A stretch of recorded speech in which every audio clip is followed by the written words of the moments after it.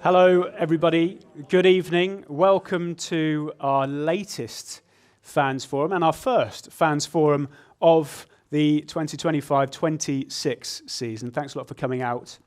And also, for those who couldn't come, thanks a lot for tuning in back at home on Argyle TV. It's great to have you all with us. Now, we are just a couple of days out from the start of a new season, and no doubt there's a lot of excitement about that, what might happen, hopes and aspirations.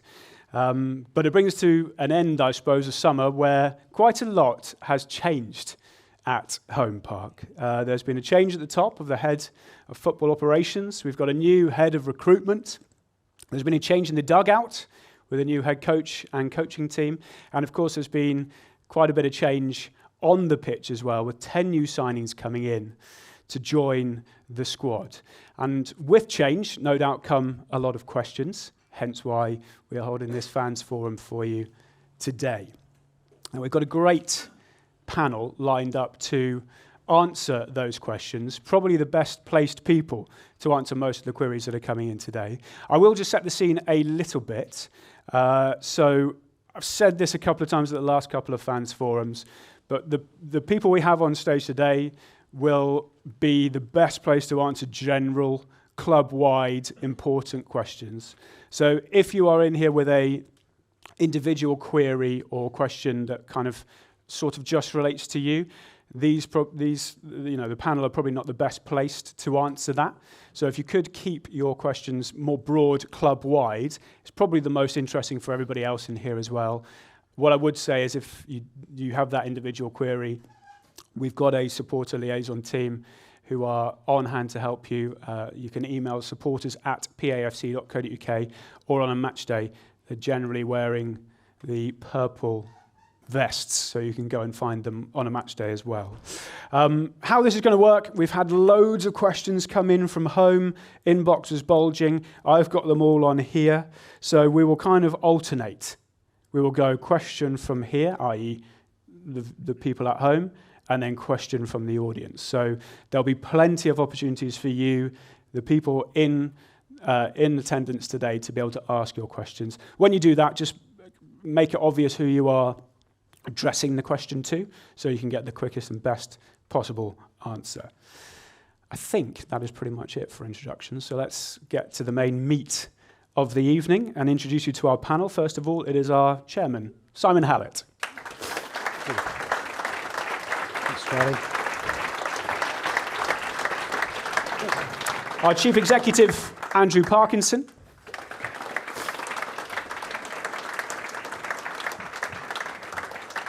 And our head of football operations, David Fox.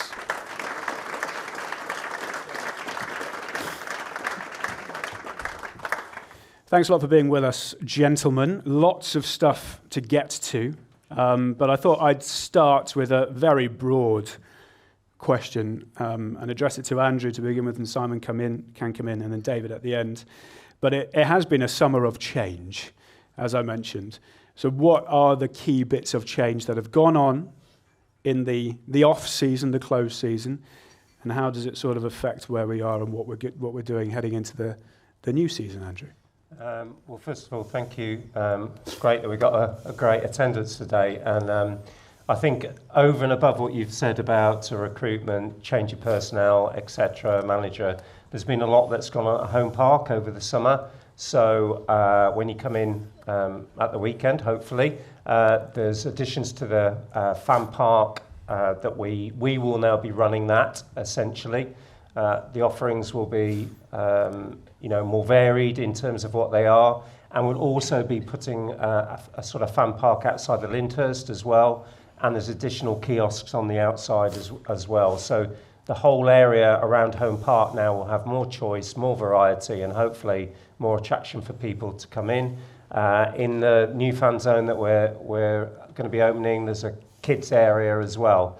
Over and above that, we've done some work on the TV gantry as well. So the Barn Park End works have finished as well. We'll also be doing some cameras for the 18-yard lines as part of the Sky broadcast deal. And that will also mean, because of the changing of everything, that we'll actually be able to have an extra 126 seats, believe it or not. So we've actually, for once, got an additional number of seats from broadcasting requirements.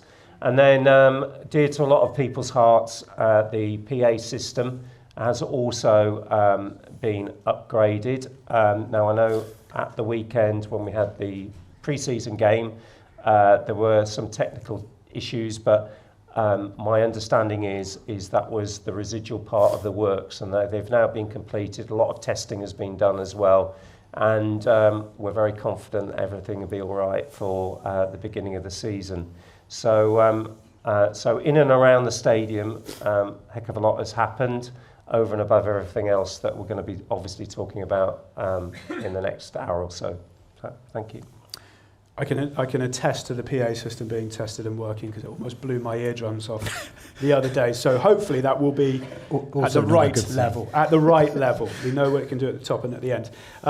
Okay, a lot of change, a lot of things that have happened at and around Home Park. I suppose that kind of leads into the first big theme of tonight, and something that dominated a lot of the questions that came in, and no doubt will be on the lips of a lot of you in attendance today as well.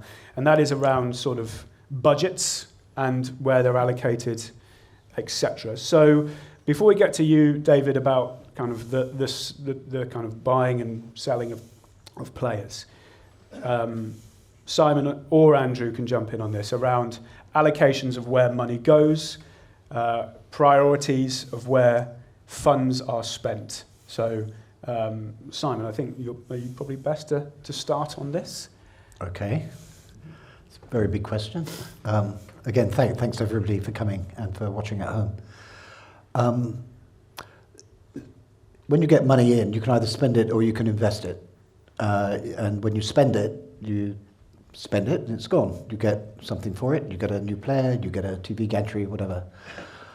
Or you can invest it. And if you invest it, you get money in return for many years to come. And one of the things that we've done very successfully over the last 9 or 10 years is invest the money that has either been raised from making surpluses, having our revenues be greater than our expenditures, or from shareholders.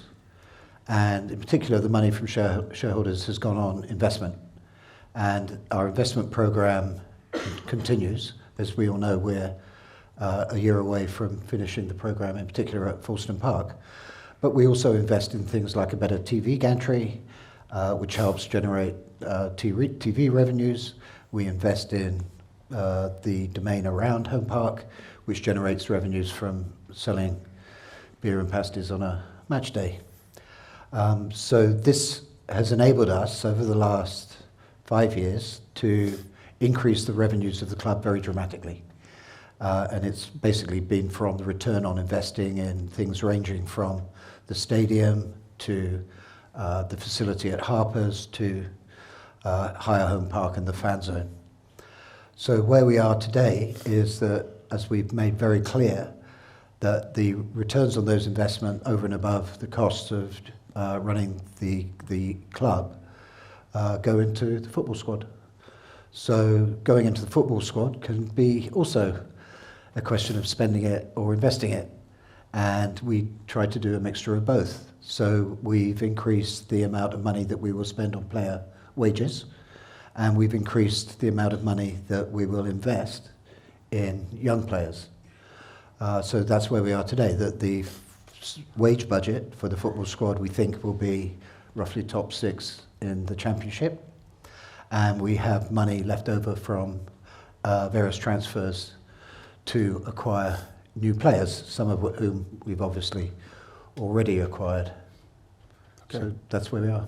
Great, okay. So is there a priority list in where money is put? So like... No, did we need to rebuild? There's not specifically a priority list, but you know there are some things that you absolutely need to do. You know, so main priority is of course safety, and this is an old stadium that depreciates every year.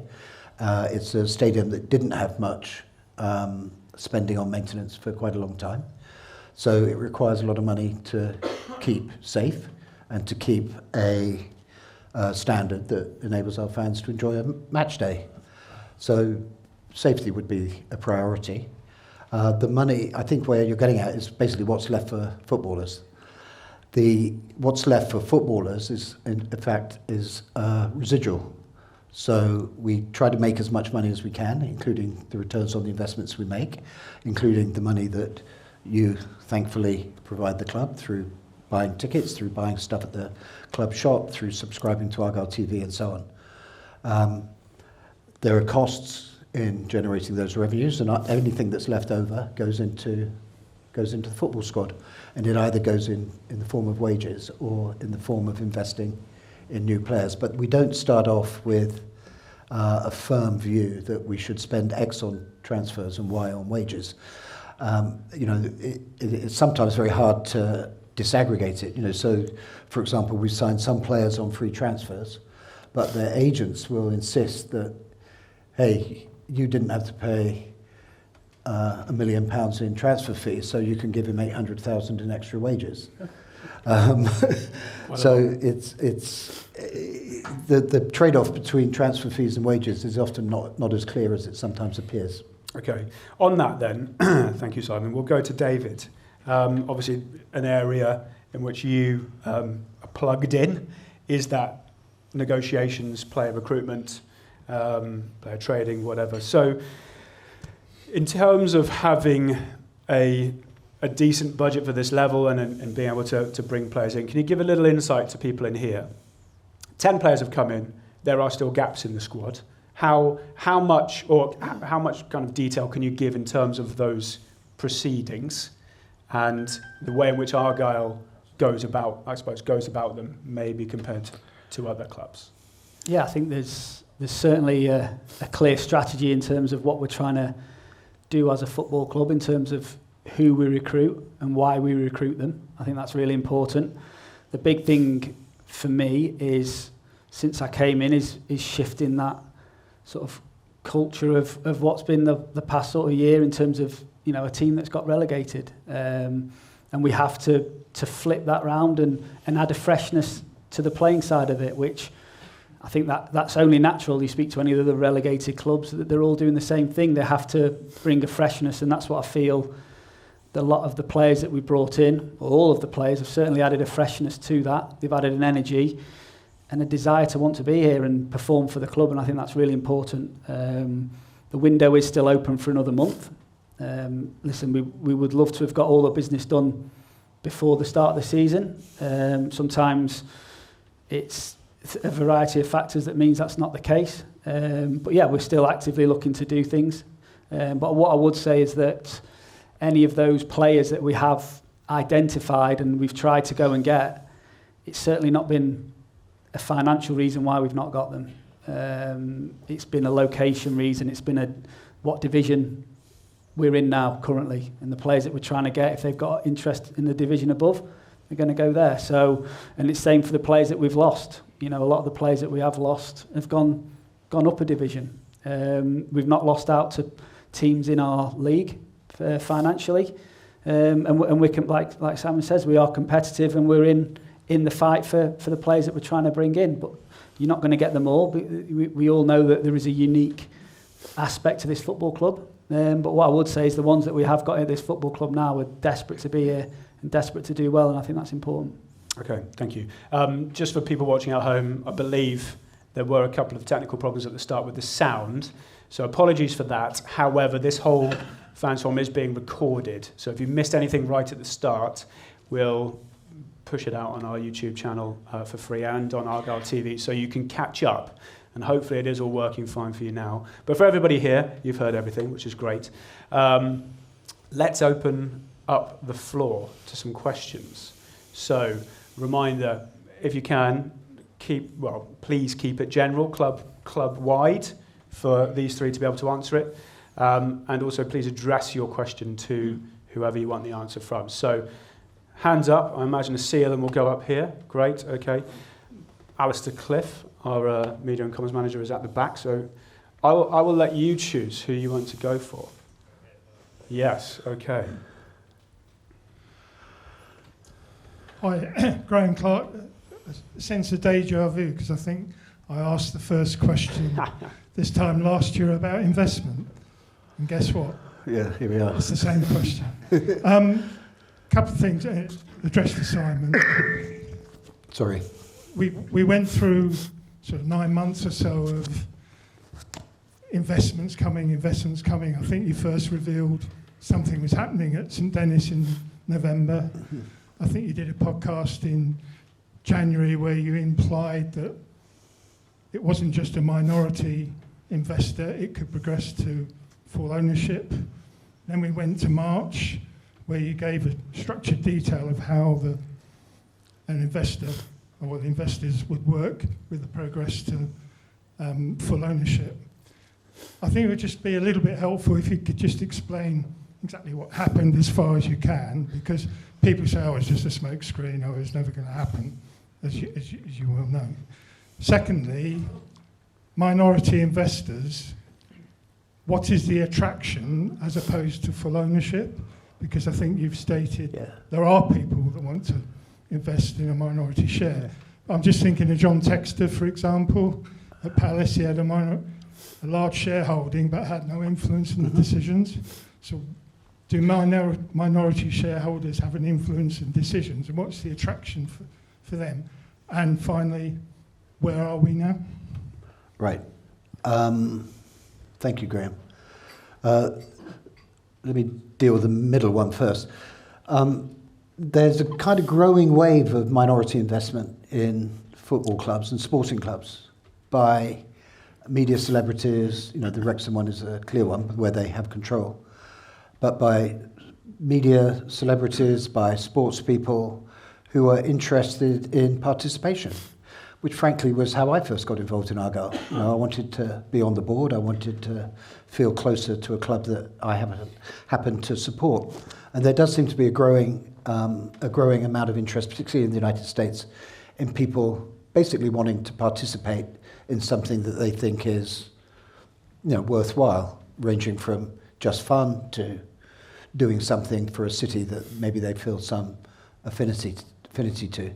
So that's just the case of how it operates in the market. From our point of view, you know, we think we're well managed. We think we're doing pretty well.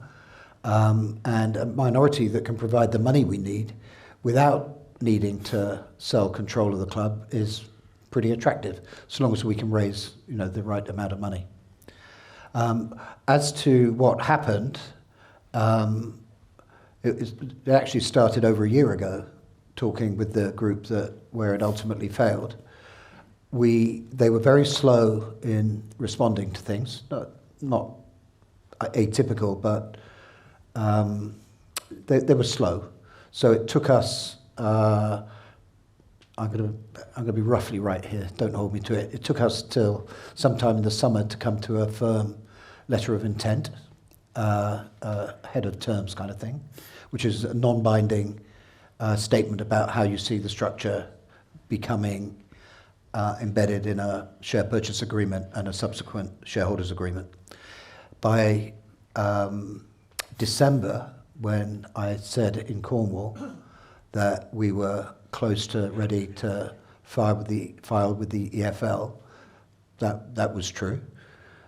We had a draft shareholders agreement. We had a draft share purchase agreement. There were a couple of details that took another 6 to 8 weeks to iron out. We actually filed for approval of the transaction with the EFL in February.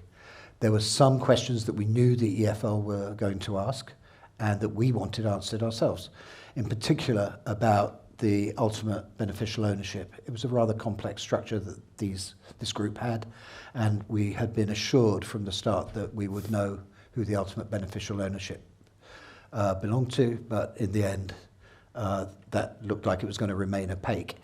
And rather than have the embarrassment of it being knocked down by the EFL, we decided that this wasn't acceptable to us either, and we eventually pulled out. When I wrote the chairman's chat in May, we had not pulled out, but these people were being so slow that I was no longer confident about the word imminent. We gave them a couple more weeks to come up with the answers we required, and then we said, sorry, we're we're pulling out of the deal. So that's the first question. That's the second question. The third question is where we are now. Where we are now is that we have begun we will hire an intermediary to help us basically reboot the entire process. The one thing that I want to make clear, so that means hiring an intermediary who will work on valuation, set up a brand new data room that needs to be updated, and go out and trawl for potential investors that they can qualify and eventually seek our approval before we move on to the same process again, the letter of intent, the share purchase agreement, the shareholders agreement, and so on. So that's exactly where we are now. The one thing that I want to make clear that I thought I'd made clear in the chairman's chat but doesn't seem to have been noticed is that the fact that we don't have new investors doesn't mean we haven't got new investment. The shareholders, or me, mostly me, are putting more money into the club to make sure that we can finish off Fulston Park. When we had a rights issue 3 years ago, we raised money from shareholders to provide the funding for Argyle's share of the Fulston Park project. So we raised, I think it was about £12.5 million from shareholders. Yep. And we, at the time, thought that we were going to be getting new investment. So we actually kind of preloaded a number of the other investments that we were thinking about making, which included the purchase of the Green Taverners. It included some the Green Taverners building, I should say. Don't tell Gary, it's like human trafficking. The land. The land out here, which is now the fan zone, and a number of other projects that have been very successful in terms of revenue generation, as I just described.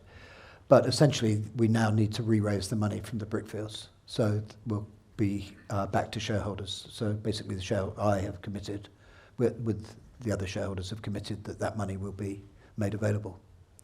So with some of the funds that we were seeking from new investors have come from the existing investors. Are you then confident, Simon, in any way able to speak with confidence about any other No, group of investments? Of course not. I mean, I was very confident about these people. I've learned not to be overconfident in this regard. These transactions are very, very difficult. And take time as well. And they always take time.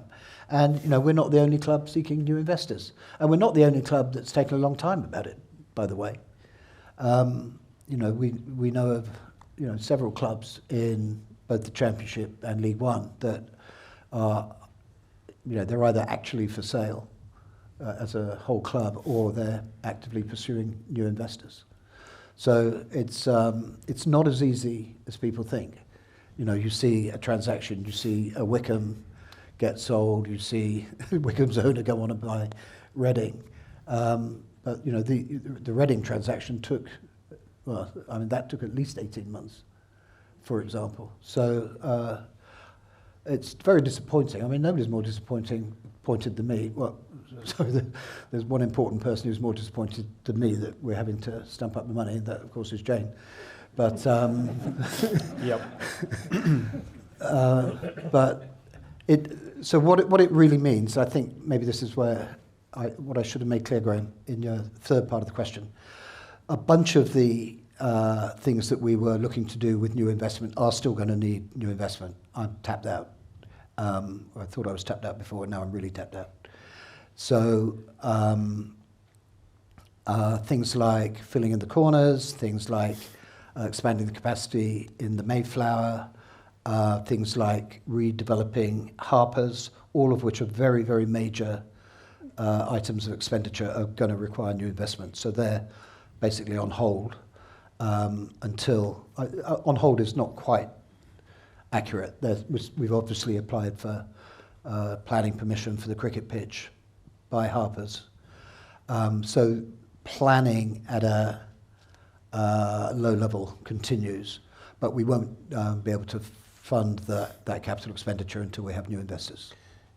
Can I just add one thing? Yeah. I think on those developments as well that Simon's pointed to, they're actually quite attractive to future investors as well, because they can see added value to the football club. So actually by us putting, as we have done, a development framework about what actually might be able to be done at Home Park and around is really important to investors. So that preliminary work that we have done will be really beneficial to the process that Simon's alluded to that we're going to be undertaking now. Were there any truth to the Gareth Bale investment group rumours, by the way? Well, so here's the exact story. So I had a meeting at 10 to 3 p.m. on a Monday afternoon with a guy and his son who were represented. They were basically wealthy Americans who were interested in Argyle, but 3 days earlier had never heard of Argyle. So very, very preliminary conversation. At 10 to 3, I get a text. I forget if it was from a journalist or from a fan or maybe somebody at the club. And it'd been reported in one of the papers. The headline wrote, "Gareth Bale heads private equity group to acquire Plymouth Argyle." And my response was, "Nobody tells me anything."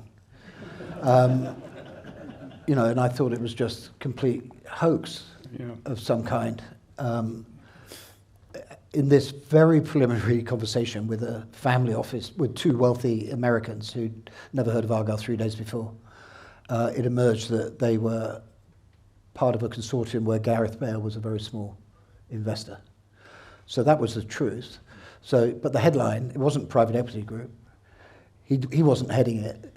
And the notion that the deal was done was absurd. So nobody at this club, to my knowledge, or to Andrew's, has had any contact with Gareth Bale whatsoever. And I'm sure he's a lovely bloke, but if he wants to call, we'd be happy to talk to him. But no, it's just complete nonsense. But it's a general lesson. There's a lot of stuff that gets written about football clubs that is just made up. Just made up. So I can vouch for that as well. Transfer rumours. Yeah, transfer rumours. Proxy, I imagine. Yeah, so transfer rumours, transfer prices. Who's interested in whom?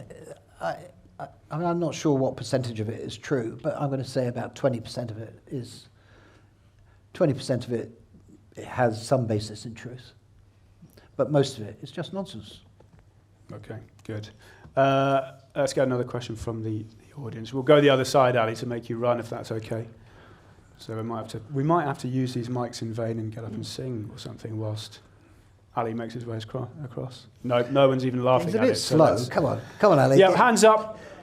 Anyone with a question? There's a gent at the front here. No, there's one at the back. We will come. He's Ali needs to get his steps in. Yeah, he's done it. Good evening, all. This one's going to David. With the development of the squad going forward and our youth team coming forward, is there plans for an under-21s team in the future for the club to bring on those development of the players from Cornwall, Devon, into Somerset and so on, and drag them to Plymouth? And also, with Truro City now in the National League, is there ways we can use them in the future to bring on those loan players going out to them to get the experience? Because looking back at when Adam Randall went to Torquay and so on, he gained some good experience before he went on to play in the first team here and then went back on to make an investment back in the club on the sale. Is there a future plan to use Truro City as a feeder club now they're in the National League? Yeah, absolutely. I wouldn't think they'd be too happy if we called them a feeder club. But yeah, obviously you have to build relationships with clubs around you. That's something that's in my history. What I've done the last few years at the clubs I've been at previously is doing the loans and building relationships with your local clubs. And as you say, the fact that Truro are in the National League now, I think that's really important. I think going to play them in pre-season was really important because that builds the relationships. They got to see some of our younger players play as well, which hopefully that might help them. But yes, certainly you have to lean on those clubs around you and listen, if it's the right opportunity for the player, he has the opportunity to go and play at a very good level. I do think the National League is a good level. As you mentioned, Adam Randall went and played in it. Then yeah, I'm all for giving the lads them opportunities to go and develop. It's the same with Torquay, with Paul Watton. It's the same with Yeovil, good relationships with them. So yeah, we will look to use the local clubs absolutely for loans, and we'd be daft if we didn't. I think we spoke about going back down to Truro, didn't we? I think maybe next summer pre-season, and absolutely they're a club that seem to be on the up and doing things well, and obviously they've got the new pitch and things like that, the new ground. So yeah, we'll look to build relationships with them, and I think you made a great point in terms of the under-21s. I think that's something that is very much on our agenda, Andrew, in terms of how that academy looks, especially with the investment that has gone into the academy and the new ground that we'll have down there. I think it's only right that we look to maximise the potential of an under-21s, as you mentioned, or do we go down a B team model, or that there will be discussions that we'll have at the football club to find the right opportunity to bring players through. And I think the big thing an under-21s gives you, it gives lads a bit more time. I think we can be a bit more patient with the players. I think it's very difficult to get them into the first team at 18. I think that 21s enables them to get matches. It gets them a bit more time. It gets them a little bit closer to the first team.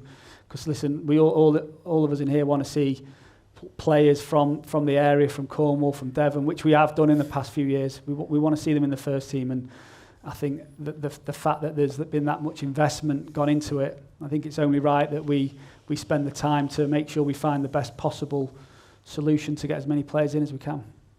Thank you very much. Thank you. Good question. I'll follow that up with kind of tagging on the loan side of things and stay on transfers, if that's okay, David. We haven't used any of our loan slots yet. Is there a desire, need, want to use them? If they are the right player, if they're going to make an impact for us, absolutely. We'd be naive if we didn't have the opportunity to bring in real added quality. We'd be daft if we didn't do that. But I'm also very cautious of just bringing in bodies for the sake of bringing in bodies. I will definitely not do that. They have to be difference makers. They have to be above the level for us, and they're not cheap. But we have to allow our own players to grow and develop, and that's not just the young players we've brought through, that's the younger signings that we've made. They have to be allowed time to get on the pitch, but on the flip side of that, listen, if a good player comes available, then certainly we'll have our hat in the ring. But what I don't want is added churn that we've seen. I mean, we don't want to... The club had 7 loan players last year.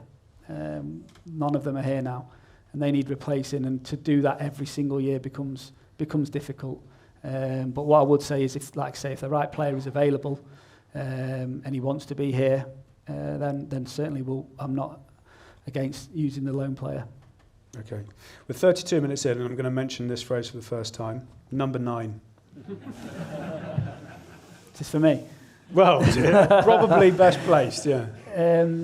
Yeah, listen, we're working hard to try and get another striker in the building. I think, we have signed 2 strikers. It's a very rare situation to walk into a football club and you've got no centre forward. I think that's always difficult, and that's something we will look to avoid in the future in terms of how we succession plan the squad, so that there's not a point where there's a player out of contract, a player returns on loan, and a player that leaves. We need to make sure that we're more protected, which we've done with the signings we've made. And yeah, we're in the market for one more, and we're working hard to get one done. What I would say is that bringing one in before Saturday won't get us promoted, but I think if we bring the wrong one in, that'll make things really difficult. So it has to be the right one. Listen, as I said, we'd have loved to have done it 3-4 weeks ago, but unfortunately the way the world works and the way the market is and the type of player that we're trying to attract to the club, it's taken a bit longer than we hoped. But listen, as I said before, it's not a financial thing. It's a desire from everyone to make sure we get the right one, and it has to align with the values that we have at the club. They have to want to be here, and they have to want to go on a journey with us, and that's we may need to make sure we get the right one. Should it and it may well have been, so you can tell me that as well, and everybody else, been the priority signing? Because as you say, Ryan Hardy left right at the start of basically the end of the last season. It's been known. Should it not have been priority number 1? Like I say, we have brought 2 strikers in. I think if you have 2 strikers in the building already, it gives you a bit of breathing space to go and get another one. I think if you sign a top centre forward, do you get any more? Because they're not going to come down here to not play. So you have to go through a process of recruiting what's available, and if that one isn't available, the one you want, that as you say, the unicorn up there that might not exist, if we're trying to get it, it takes a bit of time to make sure that it's the right one we get. But listen, it has been a priority. It's been something we've worked on, but also, like we say, we've got strikers at the club. We've got other players at the club that I'm confident can score goals. And as I say, listen, we are in the market for one. We're looking to do one, and hopefully one's close. Top stuff. Okay, let's go back out again. Hands in the air if you've got a question, burning desire. Let's go to the front, Ali, shall we?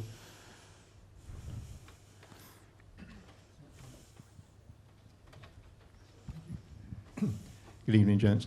Andrew, can I bring you back to the last fans forum we held in, I think it was March? I raised the question, which I'm going to raise again, regarding having an appreciation for fans that are no longer with us, i.e. pilgrims in the sky, if you like. And it was unanimously, it was thought of all of you that would be a great idea. We spoke privately afterwards, and I don't know if we can recall, we considered the start of the season would be a good time. So I'm guessing that's not happening. So I would like to think that this hasn't fallen by the wayside. Mm-hmm. So I'm asking again, will we take, or can we take this up? And possibility of, we've got a Boxing Day game, if it's not going to happen this, for once in a blue moon, we've got a Boxing Day at home. So that's a possibility of a date, or the start of January, which obviously we haven't got a home game January 1st, but whatever you would consider best, be it the first game that we have in January, the following season. Yeah, I did take that on board, so to reassure you, and we have discussed it internally, and we think it's a great idea, and during the course of this season, it will happen. Timing is something that we need to think about with lots of other things. We think it's really important. And I've seen it obviously at other football clubs as well myself, and I think it's very powerful getting the right time and the right messaging. So leave it with us. It will happen during the course of the season. Thank you for your answer. Thank you very much for the question. Are there any more that want to ask straight away? Yeah, okay. I mean, no one at the minute can see where I'm pointing, but the mic's on its way. Hi, it's a question for Simon. Some of us may run our own businesses, and we all have expenditure, we all have profit and loss and turnover and everything. And I was just wondering, what percentage goes back into the first team after you've made the profits and paid the cost? What is the percentage? Is it 66%? Is it 60%? Is it 90%? On actual, on the main, is it say 90 and 10, or is it 80 and 20? Yeah. So if you run your own business, you're familiar with the concept of a profit, which I think in accounting terms is the money available for shareholders. So Argyle don't make any profits. We aim to break even. We don't break even every year. Some years we make a little surplus, some years we make a little deficit, but over 5-year periods we roughly break even. So if I think about our revenues last year were about 31 million. 31, yeah. And our player costs were about 16, so they were a little over half our revenues. This year, now, one important thing is that of our revenues of just over 30 million, between 9 and 10, don't hold me to details, Graham. That's right. Between 9 and 10 comes from media. When you get money from media or from commercial sponsorship, 100% of that revenue falls to the bottom line. There are no costs or very few costs involved. There are some costs, but very few. In the Championship, we're much more reliant on season tickets, on ticket income, merchandising and so on, which comes with a lower margin. So we expect this year that our revenues will be between 20 and 22 million, and we'll be spending between 8 and 9 on the first team. I should say that that's less than is permitted under the financial fair play rules, which in League 1 and League 2 are either 60 or 55% of revenues that you're allowed to spend.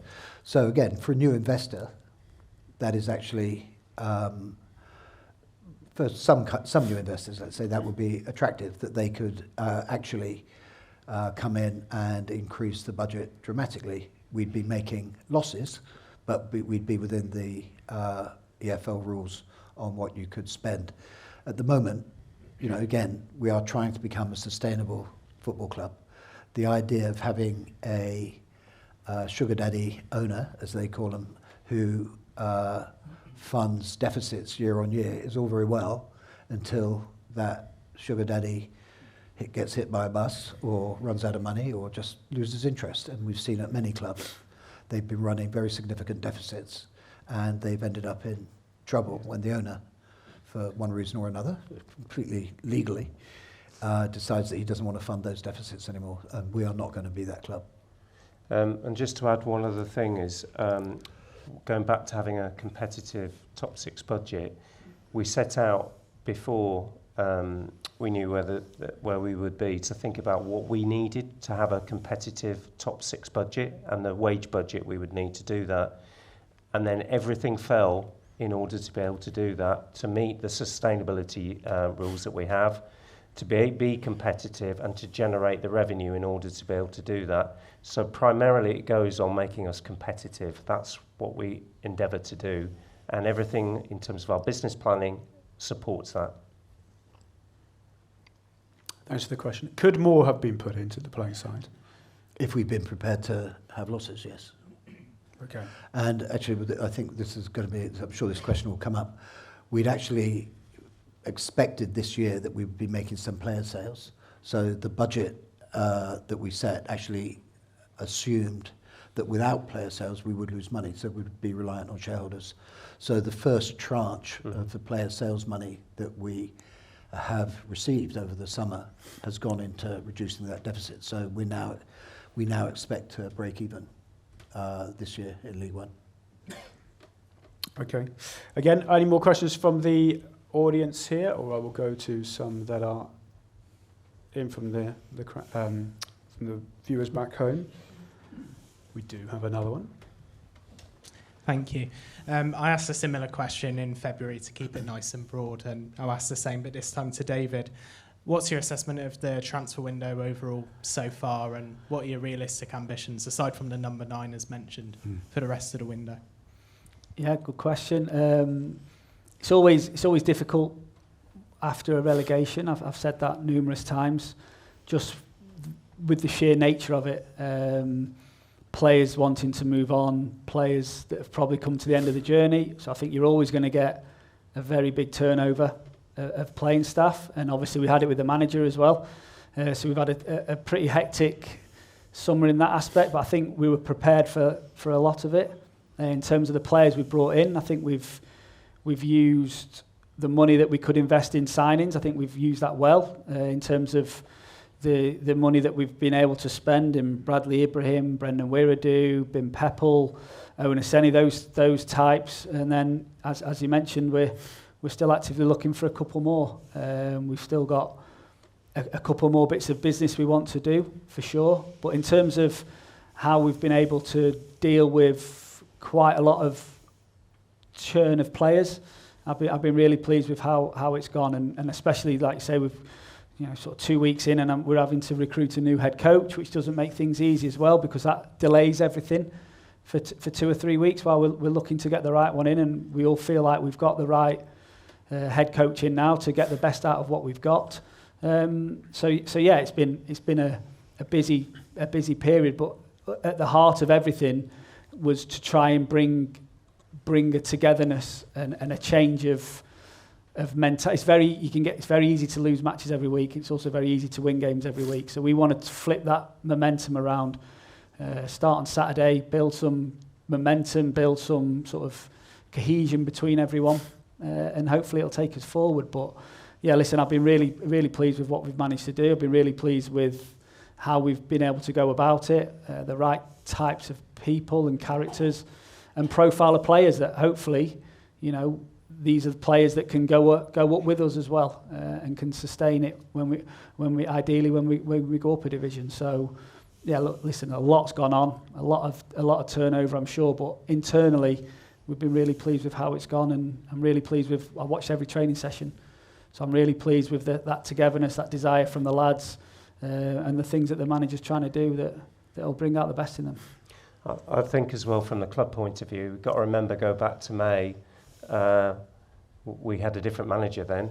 So we've got a new head coach, new head of football operations, and we've changed our recruitment approach as well. So in all of those things, that togetherness to come and do what we've done in the period of time, I think is really good. And the way that people have worked together in what has been quite a turbulent time, I think is testament to the team. They've done a fantastic job in dealing the business that we have done, and obviously we need a couple more, but I think it shouldn't go unnoticed how much has been done over what is a couple of months.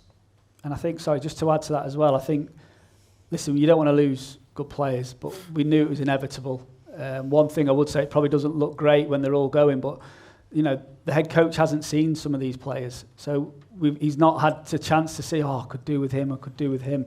There was he's only worked with the players that we know we're going to have, and I think when you speak and you hear about other clubs in a similar position, they've still got to get rid of 5 or 6 players because they're still hanging around, whereas we've been able to have a clean break, get a real togetherness with the players that are in, all the players that went to Austria. That was really important. We've not lost anyone since, and we're not envisaging losing anyone else either. So what we've got, we've been able to create a good team spirit, a good togetherness, because we did our work early. Thank you for the question and the answers. Let's tag on to the head coach theme. Obviously, new head coach Tom Cleverley coming in this season. It looks, anyway, from the untrained eye, myself, that we are going sort of back to the old Argyle way of playing. You know, passing the ball around out from the back, what we'd seen success from. So is that something that, you know, will just continue now after the kind of change that we saw towards the back end of last season, certainly with Miron Muslic when he came in? You're asking me a football question? Well, no, I'm not actually, Simon. I'm going to ask David that. But then again, we can talk about the kind of way in which we can come to you in football in a minute. Where we go about looking for coaches, certainly when we played a completely different style last season. Actually, I'll take it at first because it involves the past when David wasn't here, so it's unfair. True. We've always wanted to have an Argyle way of playing football that involved, you know, basically vertical passing, mostly along the ground, kind of agnostic about 3 or 4 at the back, but basically attacking football, trying to score goals, trying to move the ball quickly up the pitch on the ground. We took a view back in January that wasn't working for us with the squad that we had, and that a change of style under Miron, which was clearly much less possession-based, much more about physicality, much more about, you know, fast breaks, scoring on the counter, and so on, would be give us the best chance of keeping us in the championship. And it failed. So there is definitely some element of going back to the Argyle way. The other thing we learned, though, is that we just cannot be too dogmatic about it. We have to be much more flexible. And this is where I'll hand over to David. I think it's fair to say that the players that we've hired, that we've put under contract so far this season, are much more flexible in terms of the style of football they can play, and even the positions they can play. You know, I was just watching Brendan Wiradu, and you know, is he centre back or full back, central midfielder? You know, very good example. Yeah, that's exactly right, and that was certainly something that was identified. Is having adaptable players for sure that can play different positions. But one thing I think with bringing in Tom is there's not this 1,000 passes for the sake of 1,000 passes. He doesn't believe in that. He doesn't want the ball at the goalkeeper's feet. He wants to play forward quickly. He wants to play aggressive. He wants to win the ball back quickly. We've signed athletic, dynamic players to do that.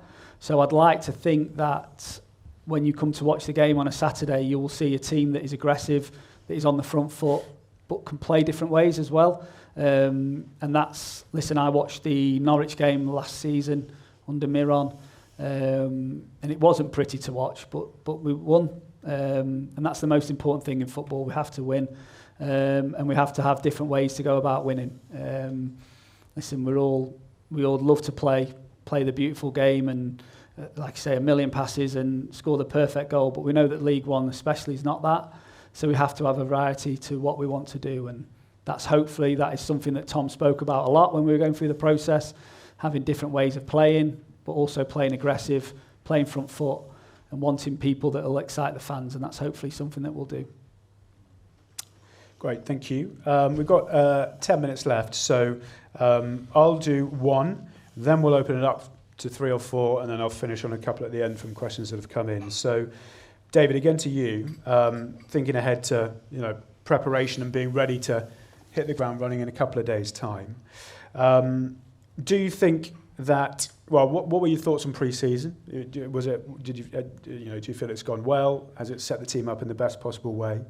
And then, looking forward, is it beneficial to potentially have a trip where you might play 2 or 3 games, or is the trip more beneficial to do what we did and basically just be more of a kind of team building, work on tactics, cohesion? Yeah, I think the timing of the trip is really important for that. I think that is the time. So you have your first initial 2 weeks where it's a lot of running. It's very difficult. It's very intense. You probably have a game at the end of it, which we did. We played Exeter behind closed doors.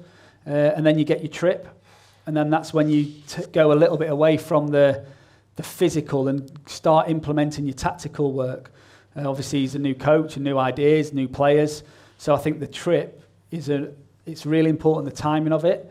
And we got that right. And that's where you do your tactical work. So if you were to have 3 games in that week, you can't train. So I think Tom was really pleased with how that trip worked.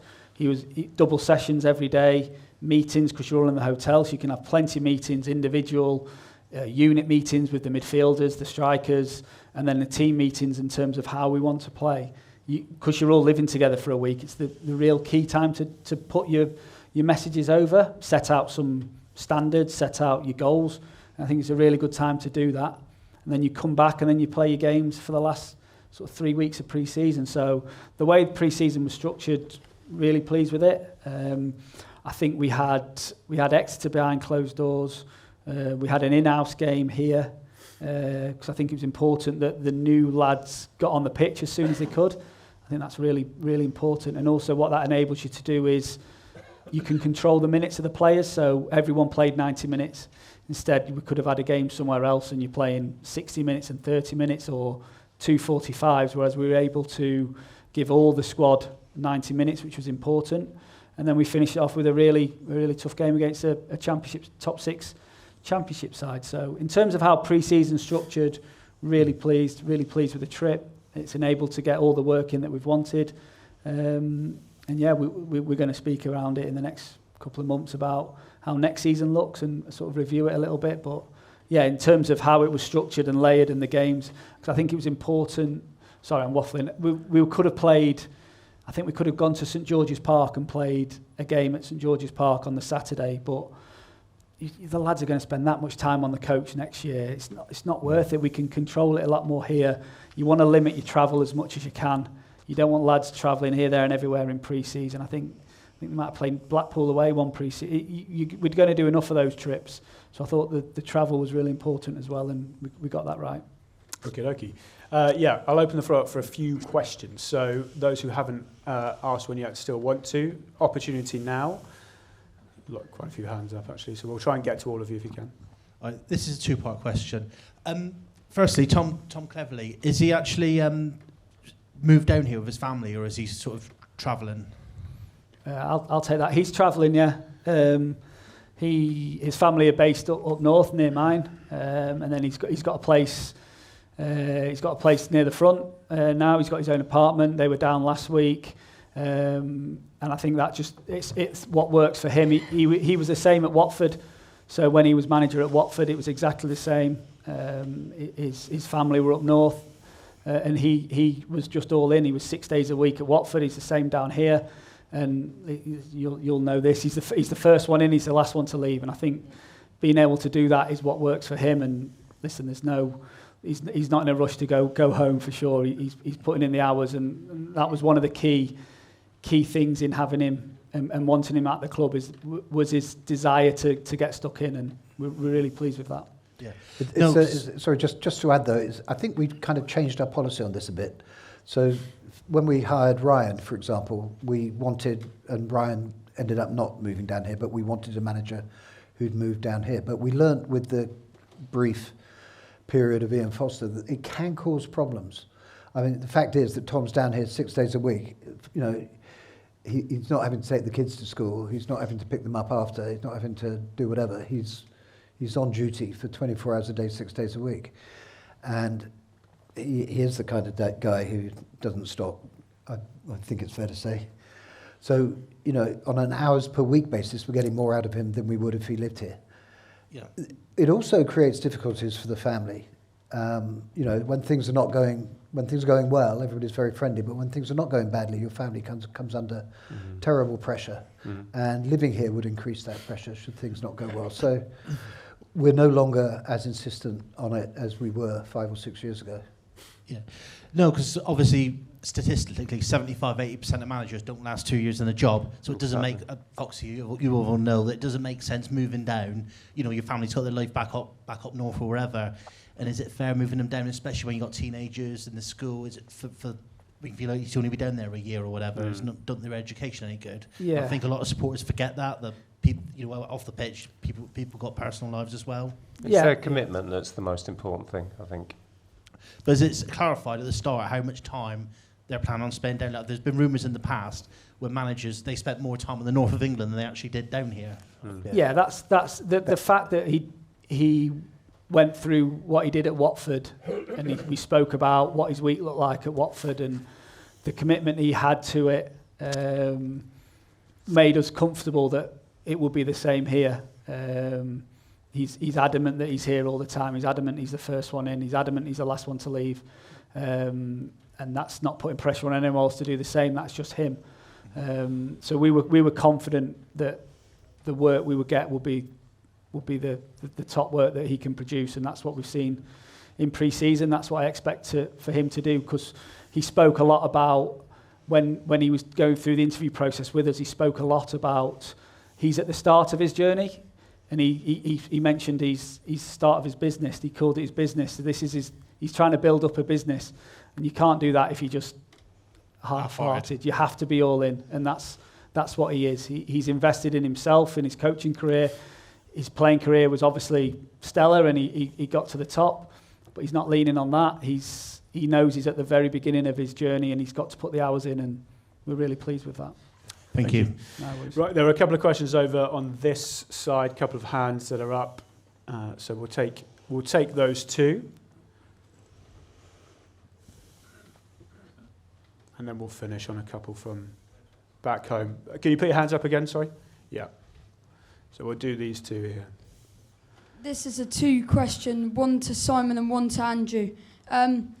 The first one to Simon and Andrew is, with the club shop, are we looking to expand it and even like back in the 2000s, add one in the Plymouth City Centre?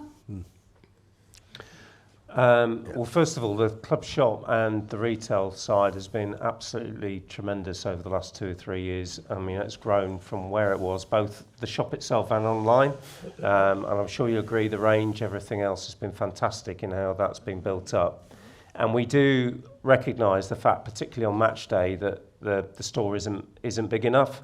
So we do need to think about what do we do in the future. That comes back to some of the things that Simon alluded to in terms of how do we expand the stadium, how do we get a better environment here, and that will be absolutely one of the things that will be part of the project that we'll be looking at.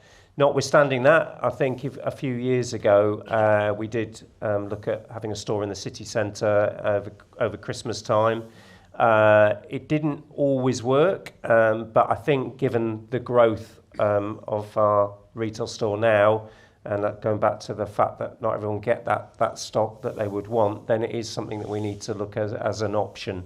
There is one other thing, though, we need to think about is that the shift now is definitely probably gone to 50-50 online versus people coming into the store, whereas probably pre-COVID it was 70-30, you know, in terms of retail in the store versus online. So we've got to balance those, but absolutely we need a bigger store of some sort, for sure. And my other question is to David. Connor Hazard is set to miss another month of the season. Obviously, we bring in Luca Ashby-Hammond on a free transfer, and to do with second choice goalkeepers, are we Zach Baker and all that, and Leo McCormick? When Hazard starts to come back from his injury, are we set to loan out McCormick, or keep him in the academy, or loan Zach Baker out? Good question.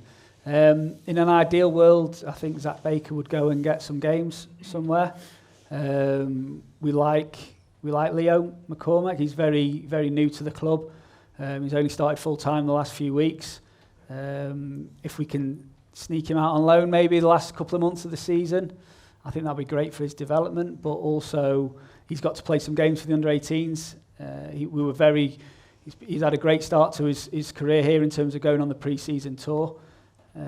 So yeah, we like a lot of the goalkeepers we've got at the club, but yeah, ideally, look, Zach Baker goes out on loan and gets some games, and Connor Hazard, hopefully he's not as long as a month. I think he'll be a bit quicker than that. Zach was out on loan to Tiverton last year, I think, wasn't he? That's right. So we'll try and get him up a little bit higher level if we can. But yeah, great question. Thanks, David. No worries, mate. We'll take the other question. Yeah, just in front of you. It's a question for David, really, but travelling away from home is a huge issue. You mentioned in your previous answer that travelling for pre-season wasn't necessary. But do we have any plans, if any, to change the process when we play away in order to pick up more points? Even when we won the league with 101 points, I think 68% of our points came here, right? So is there anything in the works? I believe you've looked at all sorts in the past, haven't you? I think we've looked at the bus and the team bus. Can we get, make improvements with that side of things? But it is just what it is. And I think it goes back to, what I spoke about earlier. It's the characters of the people that you bring here. Whenever we spoke to a new signing that we brought in this summer, we spoke a lot around what you like with other players, who do you hang around with, how do you spend your spare time, because you're going to spend a lot of time with each other. So you need the right people, because you are going to spend 6-7 hours on a coach. So you have to bring the right characters in, people that can blend with everyone else, people that aren't just going to moan. The manager speaks a lot about solutions, not excuses, and that goes into the away travel as well. All I can speak about is my experience when I played. And what got us results in away matches was the togetherness of the lads. That's what it was, and that's what we're trying to create. The team that got promoted a few years ago, I'm pretty sure they'll all say the same thing, that it was a great bunch of lads that stuck together. When things were difficult, they all stuck together. When you're 6 hours on a bus, you find ways to get on with each other. And I feel like that's the most important thing. Listen, we've got plenty of experienced staff that go into are they eating the right things? Are they drinking the right things? The protein shake is so different. It used to be a pack of Haribos and a Diet Coke. It's a lot different now. I can assure you there's a lot better food on the bus than a few years ago. So we are always looking at ways to improve, find those little margins, and it's something that the manager spoke a lot about, is how we do improve that away record, and a lot of it comes down to finding solutions, not excuses. Just two things. Firstly, 68% is a pretty good away record. No, that was the home record. Yeah, I know, but 32% is pretty good for away. If you think you win at home and draw away, that's 75% and 25%. So that's one thing. The first conversation I ever had with David back in 2017, you've probably forgotten, it was after he appeared at the Senior Greens. And I said to him, how bad is the away travel? And he said exactly what he said now. He said it actually brings you together. So at least he's been consistent. First one was Carlisle away, and I wasn't even. I wasn't even on. I was injured. I wasn't even on the bench, and I still had to go Carlisle away. Yeah. That was an introduction. That is, welcome to Plymouth. Yeah. Right, a couple of questions to finish on that we haven't been able to kind of get to yet, but are very important. Firstly, we've got as far and not mentioned the women's team yet. So, new head coach in there as well. New shirt sponsor deal, which has gone down very well. Lots of new players and aspirations to do better than we have done in the last couple of seasons, for sure. Andrew, should we go to you on this? Give us a little update on where the women's team are and things that are different this year that people can see. Yeah, I mean, first of all, I think you remember that last year was the first year that the women's team came under the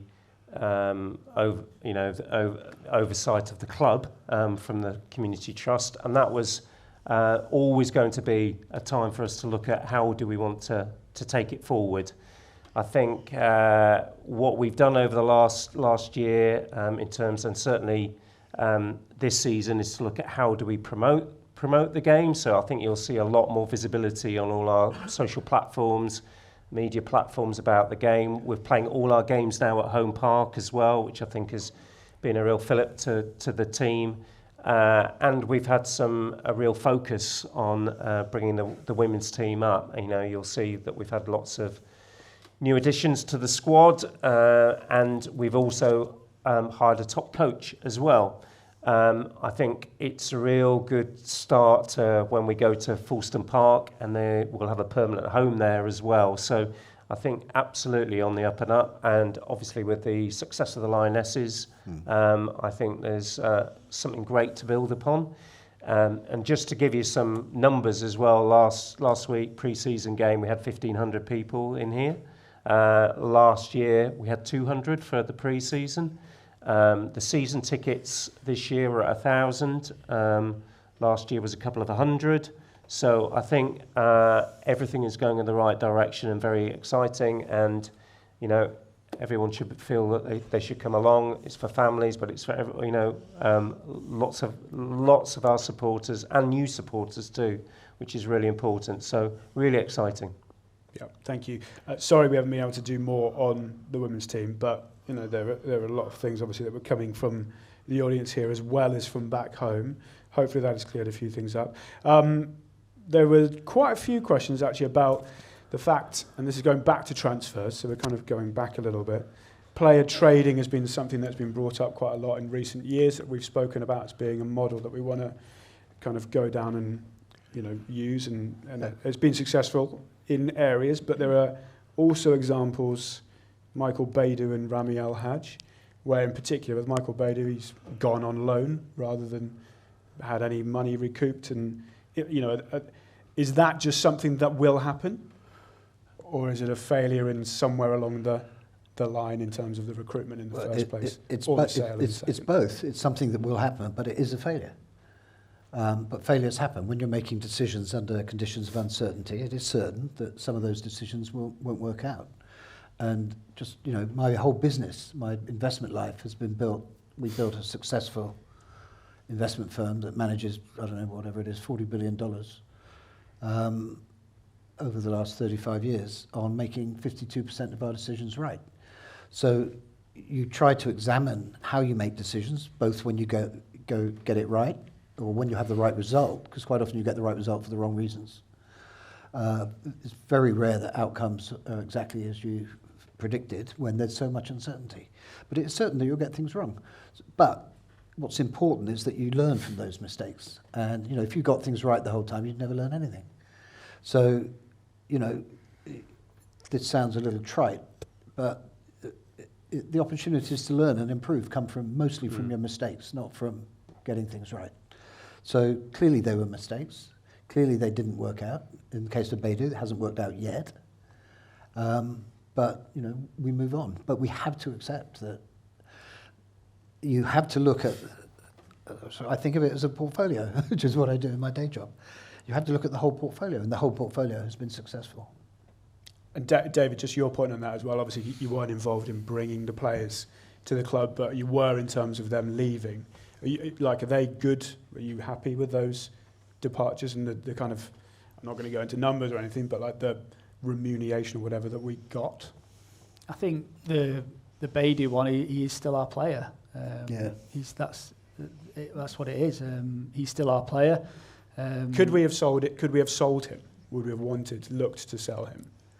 That's a good question. I think we knew from the start what the mindset was from the player. He didn't want to play in League One. He had the ability to go and explore things elsewhere. He did that. At no point did he want to come back. But as we've spoken about here, he's still our player. He's still an asset that we've got, and we'll keep tabs on him. Hopefully he does well, and that'll create value for him. In terms of Rami, it was a very difficult situation for him. I think the whole season he had two different managers. He then had a third in Tom. I think he struggled to settle into the country, the environment, and he made it very clear that he had no intention of staying in League One. Absolutely not a problem with me. And we want players that want to be here.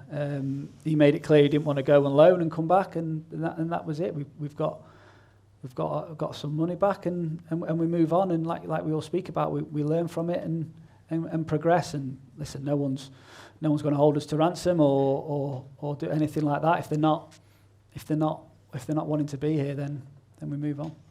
Okay. And I think sometimes we just got to face into, you have to make difficult decisions sometimes as well. That's part and parcel of running a football club, isn't it? Just a final topic. Thank you for everything you've done so far up here and for the questions that have come in. This normally gets kind of bigger billing, I should say, but it is an important point, and it's around loyalty points. So there's a few sections to it, probably best ones for you here, Andrew. Why aren't fans getting loyalty points for attending the Virtue Trophy matches? Surely it's meant to kind of reward people that are actually going to games. Well, actually, I think we should review this in terms of that moving forward, because obviously it's built around season ticket holders, and we've now got a full stadium, and we know as well that now we're back in the Virtue competition, that it's important that we get crowds, always important. So I do think we will take it away to review and look at that. The priority points, yeah? Yeah, priority points. And then on a similar sort of thing, but with Evergreen, will the club ever consider changing it so you only get points for away games? I think that's more complicated because we need to look at the overall proposition of Evergreen, and that's obviously built on lots of factors as well.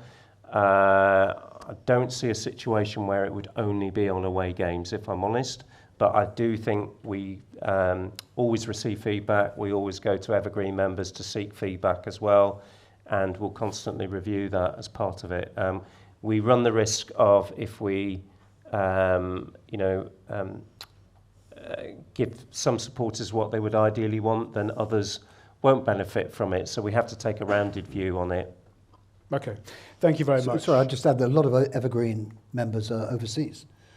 So, their annual treat may be, we've actually got a few coming in tomorrow for Saturday's game, but they want to come to Home Park.